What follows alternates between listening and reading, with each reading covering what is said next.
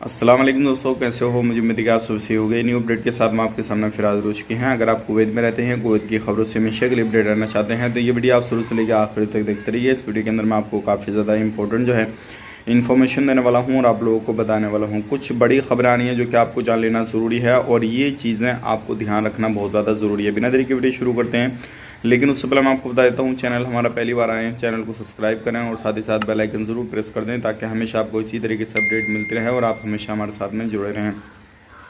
सबसे पहले हम बात कर लेते हैं यहाँ पे पिछले 24 घंटे कोरोना वायरस रिपोर्ट के हवाले से, फिर बात करेंगे हम ई वीज़ा के हवाले से, फिर बात करेंगे और भी कुछ जो आपके कमेंट वगैरह आ रहे हैं उसके हवाले से। तो सबसे पहले हम बात कर लेते हैं यहाँ पे रिकवरी की। 25 लोगों की रिकवरी की गई है, टोटल रिकवरी हो चुकी है 4,10,496 की। 21 नए केसेज आए हैं, टोटल केसेज हो चुके हैं 4,13,198 और मरने वालों की संख्या 2,465 हो चुकी है।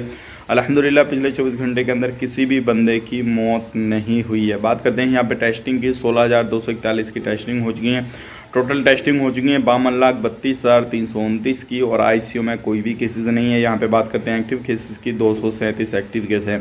अगर कोरोना से रिलेटेड आपको कोई भी जानकारी चाहिए तो 151 पे कॉल करके इन्फॉर्मेशन वगैरह आप ले दे सकते हैं। अब ये बात कर लेते हैं यहाँ पे ई वीज़ा के हवाले से। मिनिस्ट्री ऑफ इंटीरियर की तरफ से काफ़ी बड़ा अपडेट दिया गया है, जिसमें क्या ई वीज़ा यानी कि जो ऑनलाइन वीज़ा सर्विस है वो आप जो है 53 कंट्रियों के लिए वो चालू कर दी गई है। 53 कंट्रियों वाले जो लोग हैं वो ऑनलाइन वीज़ा इशू करवा सकते हैं, कोई भी परेशानी नहीं है। कुछ प्रोसेस है उनको कंप्लीट कराना रहेगा।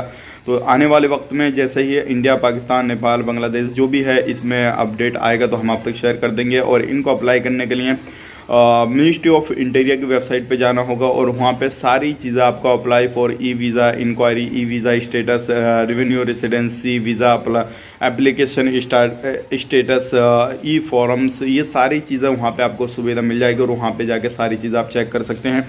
अगर आप खुद से भी चेक करना चाहते हैं हमारी कंट्री का स्टेटस क्या है क्या नहीं है तो आप भी जाके वहाँ पे देख सकते हैं और अभी हाल ही में ये अपडेट दिया गया है।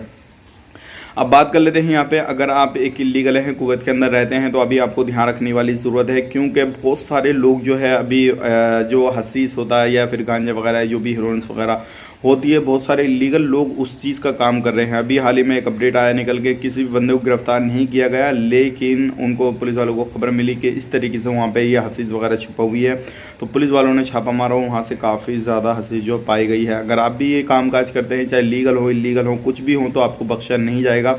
तो आपको ध्यान देने की ज़रूरत ज़रूर है इन चीज़ों पे। अब यहाँ पे बात कर लेते हैं, जो लोग अभी कुवैत से इंडिया आना चाहते हैं तो आ सकते हैं, कोई भी परेशानी नहीं है।